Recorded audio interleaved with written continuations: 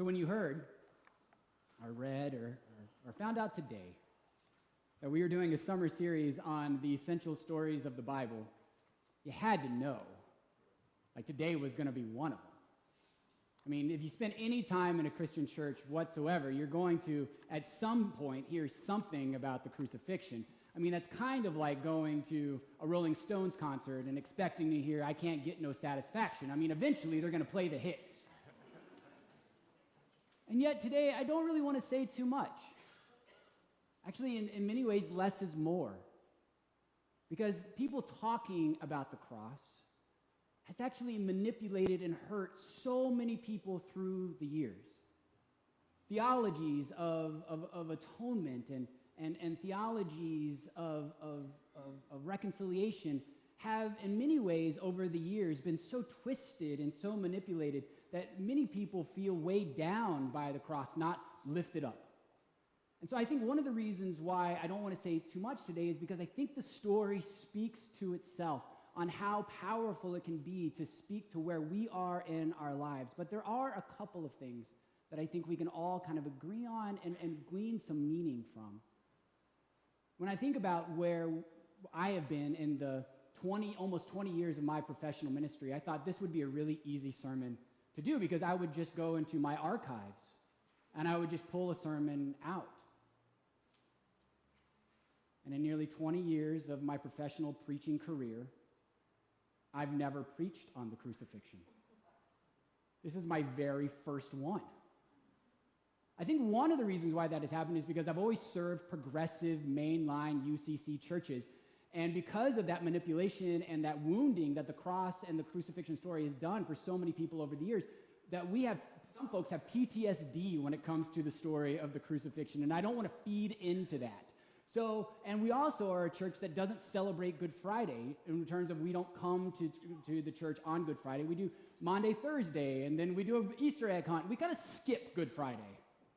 And so I haven't had the opportunity to give a crucifixion sermon or a Good Friday sermon in the 20 years of my professional ordained life. And then when we do a Passion Sunday on Palm to Passion Sunday, usually what we do is a reader's theater because I feel like the story in and of itself is powerful enough to speak to where we are and open our hearts to where God is moving in our lives this day. So, but again, there are certain things around this story that I think just speak so intimately and so profoundly to who we are, individually, as a community, as a people of faith. The Gospel of Mark is often called a passion story with a preamble. It's a 16-chapter gospel, and nearly half of it is the passion story, starting with Palm Sunday and ending with a resurrection event where there's no appearance of Jesus. The first 8 chapters of the book, Mark just goes through and flies through story and teaching and miracle and healing, one right after another, using a connecting phrase going just, and then, and then, and then. You're almost out of breath by the time you get to Palm Sunday. And then it slows down to this pace. And the details that Mark uses to tell the story of the Passion is such that you get a sense that you're actually there. Mark was written about 35 to 40 years after the crucifixion. He was writing it in Turkey. He was either watching the Roman troops on their way to Rome, or he had just heard about the destruction, in their way to Jerusalem, or heard about the destruction of Jerusalem. And he would have either anticipated or he would have heard the news of the road to Jerusalem lined on both sides with crucifixions. And so he probably knew or had heard about people who had experienced the anguish and the suffering that this story speaks of. It's also the story in which makes our faith so unique. Because here is the story of a God incarnate, who goes to such an extraordinary length,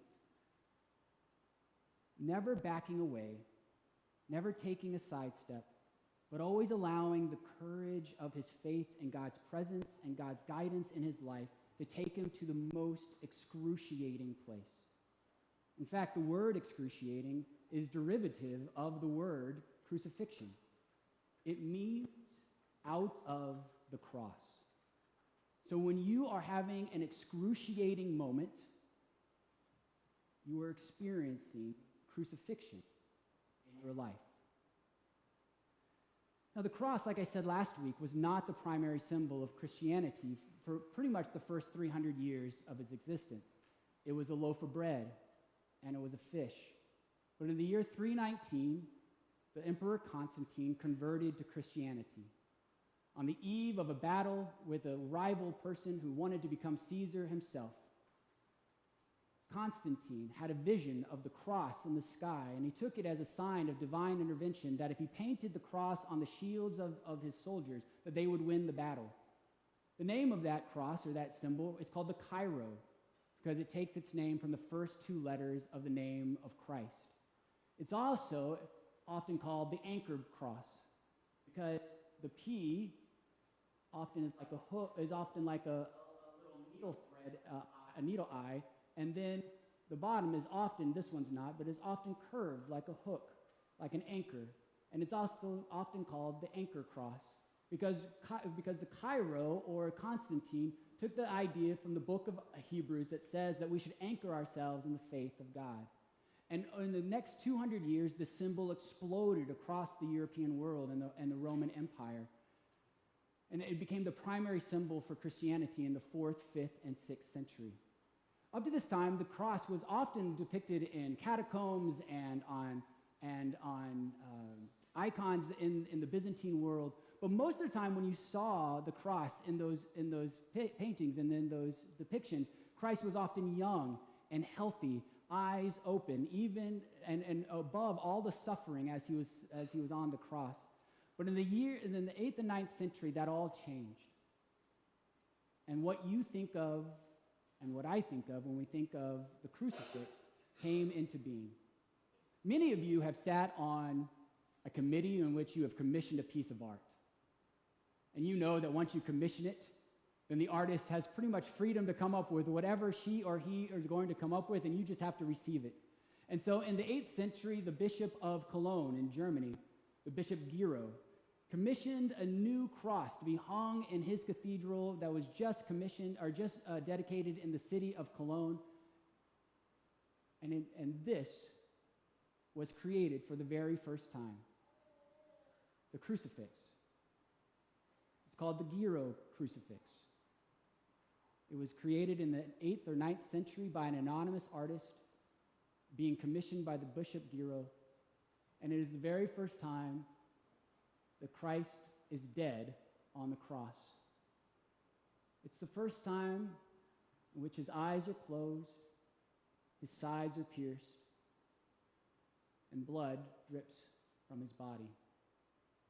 It's a gruesome sight. It's a sad sight. And it changed the way we think of the crucifixion event. This cross, this crucifix, has informed even progressive Protestants in San Diego, California, the United States of America in the 21st century, as we have a Gero crucifix hanging in our sanctuary each and every Sunday. Why has this symbol endured? It's not because it can repel vampires. It's because the story became about suffering.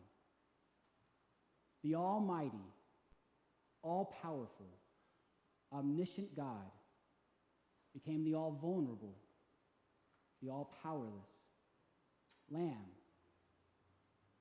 This is the story of a person who has been through the excruciating anguish that many of us have experienced in life.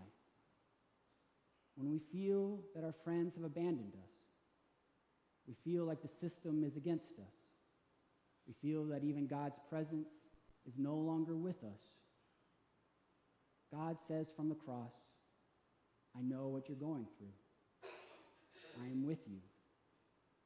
This is the story of a person who walks the faith to a place in which God can empathize with the very anguish of our days. Now, Dolores S. Williams, the great womanist theologian, says that there are three ways in which we can participate in this powerful crucifixion story. The first way is what she calls the first order way, which is basically what Antoinette did for us this morning. She read the story aloud, and we get a chance to hear it maybe anew outside of the Holy Week experience, and maybe there was a detail or a part of the story in which you had never heard before because you were hearing it with open ears and an open heart, maybe for the first time in a long time. That first order way of listening and hearing the story allows us, though, to keep it at arm's length and us to see that this is a story that took place 2,000 years ago, and as horrible as it is, it really doesn't have much impact in our life today. The second order, according to Dr. Williams, is really how we get those wonderful hymns about the cross. When I survey the wondrous cross, beneath the cross of Christ I gather. Alas, did my Savior bleed and die? And of course, were you there when they crucified my Lord? Dolores S. Williams invites us into the story, not to keep it at arm's length as something that took place 2,000 years ago, but to really allow the story to speak to us in the crucifixion events that are happening each and every day in our lives at this moment, across the border, in Tijuana, in Guam, in the Pacific Ocean, in places in Europe where people are battling and violently engaged in holy wars, in Israel and Palestine this day, where fighting has erupted yet again, in the genocides that happen and continuing to happen. It's this story, were you there when they crucified my Lord, that Elie Wiesel, the Nobel Peace Prize laureate and the Holocaust survivor, says that when he looked out into the courtyard of Auschwitz and saw the people hanging from the excruciating torture that the Nazis did upon his people, he says that this story finally made sense to him as he watched his friends die in such an excruciating way. But eventually, Dolores S. Williams says, if we really want to have a profound spiritual experience with the cross, we can't keep it at arm's length with the first order, or even immerse ourselves in the current stories of the crucifixion happening in our lives today. But eventually we have to get to the third order place, which is to take Christ down from the cross and put ourselves in his place. The third order way is how we deny ourselves so that we can have new life, so that we can pick up our cross and follow him and participate in the paradox of our faith, that it's in giving that we receive. That's when we are broken, that we are made whole. And when we deny our entitlements, our egos, indeed our very core beliefs that say that when violence is done to us, we should strike back in kind. And when people mock us, we should lash out in violence. That when we are abandoned, we should hold grudges. Dolores Williams says if we are going to replace Christ on the cross, then we open ourselves to compassion, forgiveness, and peace. It's not an easy thing to do. We want to keep the cross at arm's length. We want to keep it as a historical event that happened to someone else. Or we're very comfortable with the idea, and though it makes us sad, to think that these crucifixions are happening to other people. But Dr. Williams encourages us, invites us, implores us to truly take the place of Christ so that our hearts may be broken open, so that we may be empathetic with the suffering of the world, and we with open eyes can see that even though we may feel like we are alone, God sends us friends to be with us even through the toughest of times. Dr. Williams concludes this idea by saying, it's not going to be easy, but it is essential. It's essential if we want to walk in the ways of Christ. It's essential if we want to end suffering in the world. It's essential for us to be there so that we can be here with those who are being crucified this day. That is why this story has meant so much to so many. And I hope that it means something to you today. Amen.